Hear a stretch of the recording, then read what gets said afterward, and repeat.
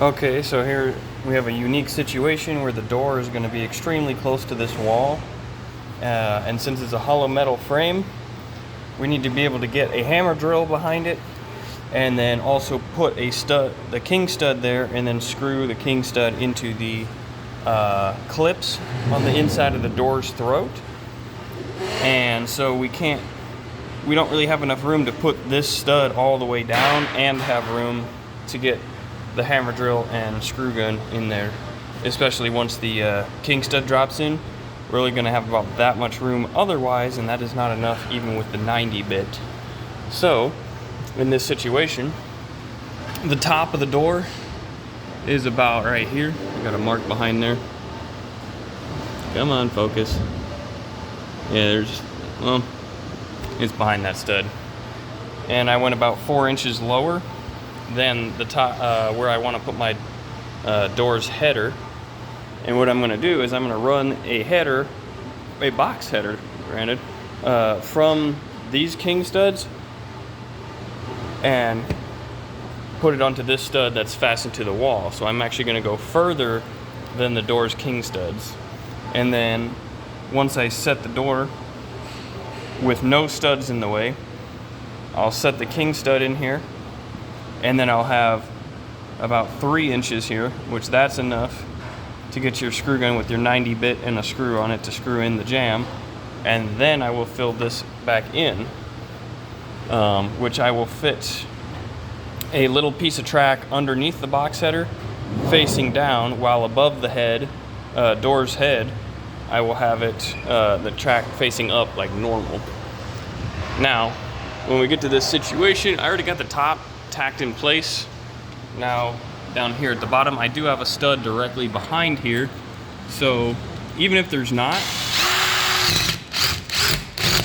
what you want to do is maybe every 4 to 6 feet, just put one screw straight in.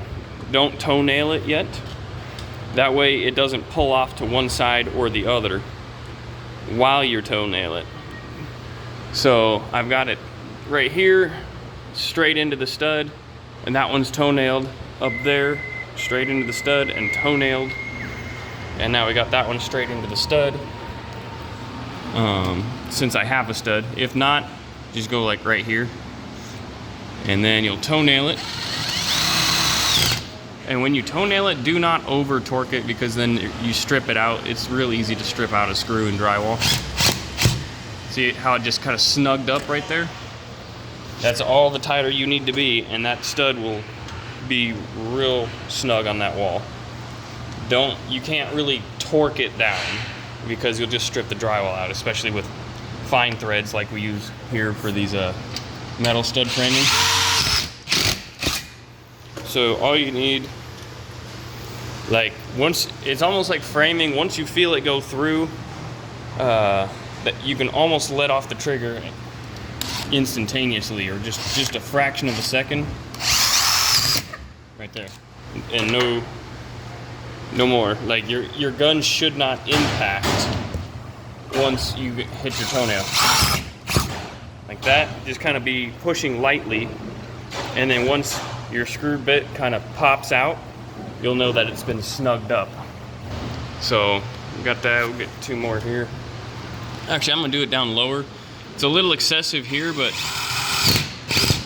because this is for the door header, that's why I'm putting a few extra, but otherwise this would be enough if it was like a full height stud. About every 2 feet.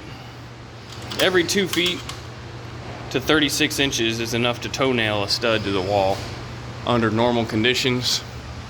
But since this one's going to be supporting the door header,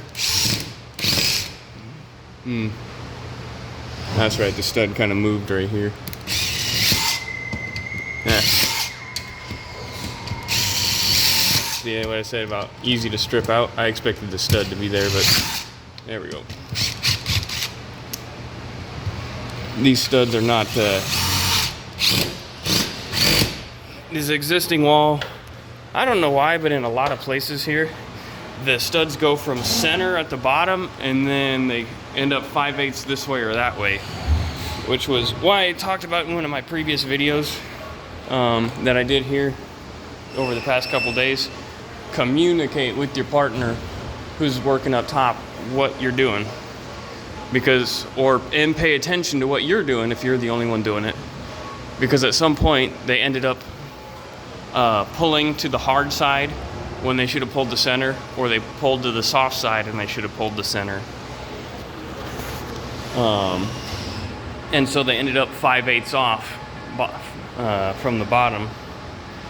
And so all these studs are tilted somewhat. So your drywall joint hits at the bottom, and then you can see I had to add a stud at the top there, because you can see there's basically no stud at that joint, because it's all behind my sheet, where right here you can see it's right on. Definitely pay attention to what you're doing and what your partner's doing. And then here we'll shoot that up right there. That'll be my door. And then when you take a measurement for your header, do not take it at the bottom, because if this wall's any amount out of whack, then your header's gonna be off by that amount. So you wanna take your measurement where the header actually goes from the laser point, if you've got it. But either that, or if your studs are already in place, shoot a line laser on it, make sure that it's good right there, and then take your measurement at the door header height or window or whatever it is you're putting a header in for.